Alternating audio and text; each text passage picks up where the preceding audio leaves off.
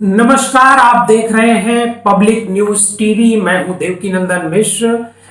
आज के इस प्रोग्राम में हम एक बार बात करेंगे हिमाचल के चुनाव में।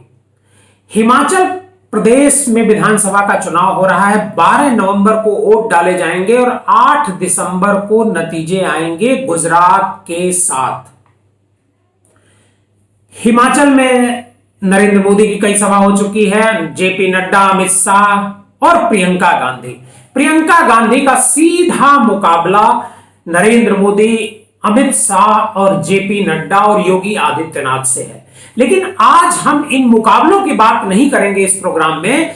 आज हम बात करेंगे कृपाल परमार की, जो भारतीय जनता पार्टी के मौजूदा समय में उपाध्यक्ष हैं और फतेहपुर की सीट से वो जो है निर्दलीय चुनाव लड़ रहे हैं। कांगड़ा जिले की फतेहपुर सीट है, उससे वो निर्दलीय चुनाव लड़ रहे हैं और पूरे हिमाचल में कृपाल परमार की खूब चर्चा हो रही है।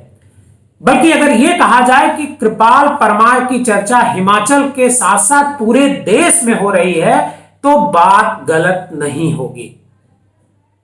अब हम आपको बताते हैं कि आखिर कृपाल परमार की चर्चा क्यों हो रही है और कौन है कृपाल परमार, जिन्होंने सीधे देश के सबसे ताकतवर व्यक्ति, सबसे ताकतवर प्रधानमंत्री नरेंद्र मोदी को खुले चुनौती दे रखी है।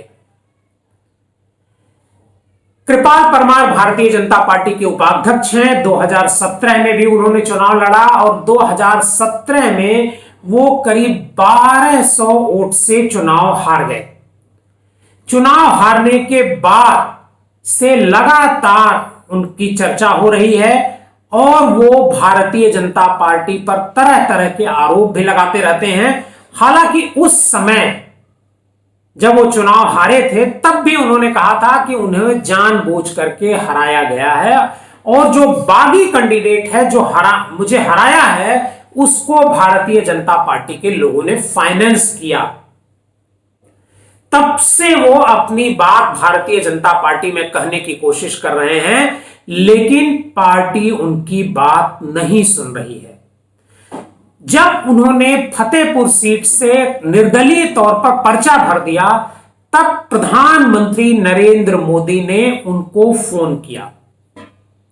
वो फोन की जो बातचीत है वो इस समय खूब वायरल हो रही है और उस बातचीत में प्रधानमंत्री नरेंद्र मोदी कहते हैं कि आपका, अगर आपके जीवन में मेरा कोई रोल है तो आप चुनाव से हट जाइए। कृपाल परमार उनकी बात को सुनते हैं, कई बार उनका जवाब भी देते हैं, लेकिन कृपाल परमार चुनाव से, मैदान से नहीं हटते हैं और वो आज की तारीख में भी भारतीय जनता पार्टी के कैंडिडेट के खिलाफ वो चुनाव लड़ रहे हैं। और जब वो चुनाव प्रचार करते हैं तो ये बात कह रहे हैं कि मुझे नरेंद्र मोदी ने फोन किया चुनाव मैदान से हटने के लिए, लेकिन मैं मैदान से नहीं हटा हूं क्योंकि भारतीय जनता पार्टी कार्यकर्ताओं का सम्मान नहीं करती है। वो जेपी नड्डा पर भी आरोप लगाते हैं कि 15 साल से जेपी नड्डा उनको प्रताड़ित कर रहे हैं। मैं इस कार्यक्रम में आगे बढ़ूं इससे पहले प्रधानमंत्री नरेंद्र मोदी और कृपाल परमार के बीच जो बातचीत हुई टेलीफोन पर और वो जो वीडियो वायरल हो रहा है उसको आप एक बार सुनिए। नमस्ते जी। मैं कब बोलूँगा जी, कब, कौन सुनेगा जी? जी जी जी।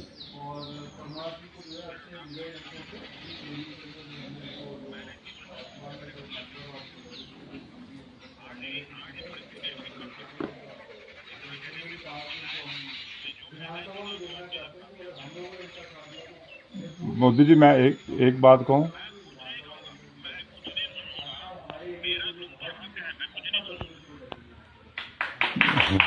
आके तो मेरा भी है, मेरी मेरी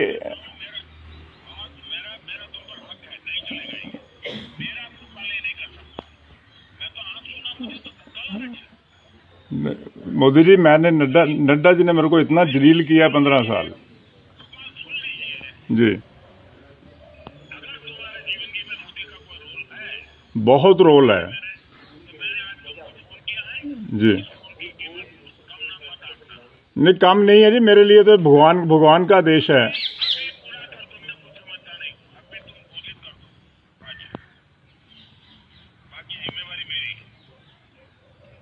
मोदी जी, दो दिन पहले हो जाते। आपने साफ तौर पर सुना कि प्रधानमंत्री कृपाल परमार को चुनाव मैदान से हटने की बात कर रहे हैं और वो ये कह रहे हैं कि चुनाव खत्म होने के बाद हम आपकी बात को सुनेंगे। तो सवाल ये उठता है कि क्या जो भारतीय जनता पार्टी का प्रदेश उपाध्यक्ष है हिमाचल का, क्या उसकी बात भी नहीं सुनी जा रही है हाई लेवल पर? जैसा कृपाल परमार इस तरह का एक आरोप भी लगाते हैं, एक मीडिया चैनल से बातचीत करते हुए कृपाल परमार कहते हैं कि 2017 में उन्हें टिकट दिया गया, वो बात कई लोगों को पसंद नहीं आई पार्टी के। वो लोग चाहते थे कि मैं चुनाव हार जाऊं और उन्होंने बागियों को फाइनेंस किया और 1284 वोट से मैं चुनाव हार गया। कृपाल परमार कहते हैं कि जब मैंने ये बात हाईकमान को बताना शुरू किया, उसके बाद से पार्टी के भीतर मुझे प्रताड़ित किया जाना लगा। उनका कहना है कि पहली बार मैंने देखा कि खुद पार्टी किसी बागी को फाइनेंस कर रही है और मुझे चुनाव हराने के लिए प्रयास कर रही है। मैंने इसका विरोध किया, मुख्यमंत्री तक से बात पहुंचाई। मुख्यमंत्री ने यहां तक कहा कि मुझसे जो कहा गया है, जो हो गया सो हो गया, आप पार्टी के साथ चलिए। नड्डा जी का भी फोन आया, उन्होंने भी पार्टी के साथ चलने के लिए कहा। इसके बाद कृपाल परमार पार्टी के लिए काम करने लगे। लेकिन जो कृपाल परमार हैं, उन्होंने देखा कि जब भारतीय जनता पार्टी के भीतर उनकी कोई वक़्त नहीं रह गई है, तो उन्होंने एक प्रधानमंत्री को एक मेल किया, नरेंद्र मोदी को, क्योंकि नरेंद्र मोदी निजी तौर पर कृपाल परमार जी को जानते हैं और जब नरेंद्र मोदी प्रभारी हुआ करते थे हिमाचल के, उस समय कृपाल परमार भारतीय जनता पार्टी में प्रमुख भूमिका में थी। दोनों साथ बैठते थे, दोनों पूरे प्रदेश का साथ में दौरा किया करते थे। कृपाल परमार को इसी बात का मलाल है कि प्रधानमंत्री को सही समय पर सूचना नहीं दी गई।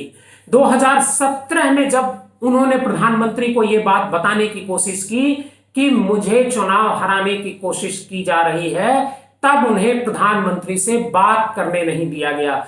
उसके बाद भी कई बार उन्होंने कोशिश की कि अपनी बात प्रधानमंत्री से कहें, लेकिन किसी ने उनकी बात को प्रधानमंत्री तक नहीं पहुंचने दिया। यहां तक कि जब कभी वो प्रधानमंत्री कार्यालय को फोन करते थे और बताते थे, नोट कराते थे कि हमें प्रधानमंत्री जी से मिलना है, तो कभी इस बारे में कोई इंफॉर्मेशन नहीं आई, उन्हें समय नहीं मिला। कृपाल परमार जी को इसी बात का मलाल है कि जब वो पार्टी से अलग होकर के चुनाव मैदान में उतर गए, बागी के तौर पर उतर गए बीजेपी के, तब प्रधानमंत्री नरेंद्र मोदी को उनकी याद आती है। मैंने ईमेल किया, उस ईमेल का भी प्रधानमंत्री के यहां से कोई जवाब नहीं आया।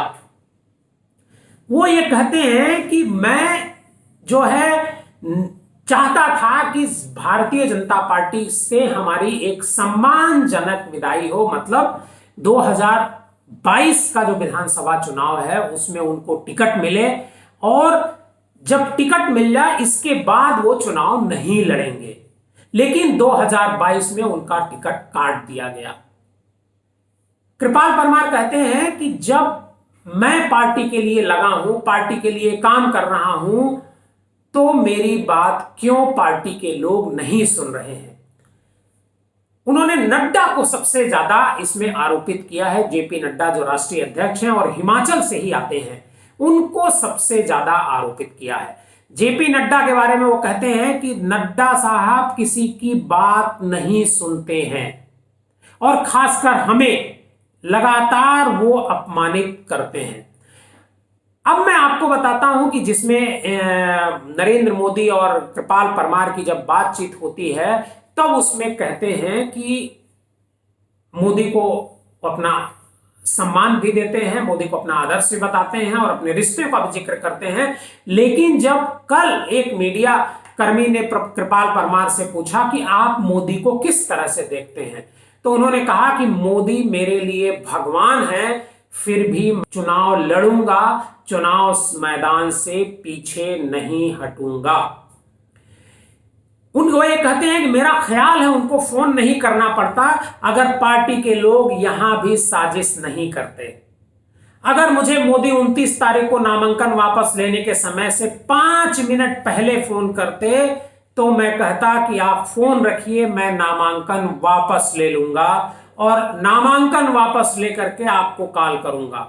लेकिन यहां भी मेरे साथ पार्टी के लोगों ने साजिश करी। मोदी जी ने मुझसे कहा उन्हें अभी इस सब का पता चला है। वो बातचीत जो कन्वर्सेशन हुआ उसमें नरेंद्र मोदी जी ने ऐसा कहा, जबकि मेरी उनसे बात हो रही थी सुबह 12 बजे के आसपास। मैंने प्रधानमंत्री से कहा कि अगर आप मुझे कल फोन करते, मतलब नामांकन के एक दिन बाद, नामांकन वापसी के एक दिन बाद उन्होंने कहा, फोन किया था, कल अगर आप फोन करते तो मैं नामांकन वापस ले लेता। अब सवाल यह उठता है कि क्या हिमाचल में कृपाल परमार जैसे करीब 1.5 दर्जन बागी चुनाव मैदान में हैं? क्या कृपाल परमार जैसे 1.5 दर्जन बागी भारतीय जनता पार्टी की हिमाचल में लुटिया डुबो देंगे? क्योंकि भारतीय जनता पार्टी हिमाचल में सबसे ज्यादा मुश्किल में घिरी हुई है। जो पिछले दिनों उपचुनाव हुआ था उस उपचुनाव में भी कांग्रेस को वहां भारी सफलता मिली थी। ये जो चुनाव हो रहा है, इस चुनाव में बागियों ने बीजेपी की राह में बहुत सारे कांटे बिछा दिए हैं। तो क्या भारतीय जनता पार्टी को हिमाचल में हार का सामना करना पड़ेगा? खुद नरेंद्र मोदी इस चुनाव की कमान अपने हाथ में रखे हुए हैं। क्यों? क्योंकि वो जानते हैं कि हिमाचल और गुजरात का चुनाव कितना महत्वपूर्ण है 2024 के लोकसभा चुनाव के लिए।